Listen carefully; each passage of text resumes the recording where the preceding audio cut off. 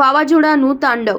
દક્ષિણ પશ્ચિમ એશિયામાં 500થી વધુના મોત. ભારતે મ્યાનમારને મદદ મોકલી. ગયા અઠવાડિયે મ્યાનમારમાં આવેલા યાગી નામના વાવાઝોડાએ તબાહી મચાવી છે. વાવાઝોડાના કારણે ભારે વરસાદ, પૂર અને ભૂસ્ખલન થયું હતું, જેમાં ઓછામાં ઓછા 226 લોકોના મોત થયા છે, જ્યારે 77 લોકો ગુમ થયાના અહેવાલ છે. સરકારી મીડિયાએ મંગળવારે આ અંગેની માહિતી આપી છે. સરકારી એજન્સી દ્વારા નોંધાયેલા મૃત્યુની સંખ્યા શુક્રવારે નોંધાયેલા પ્રારંભિક આંકડા કરતાં લગભગ 7 ગણી છે.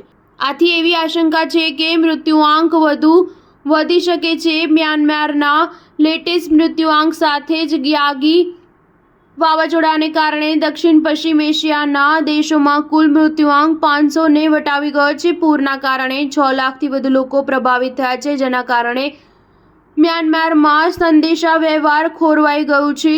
આથી જાનહાનિની સંખ્યા નક્કી કરવાનું કામ વધી ગયું છે.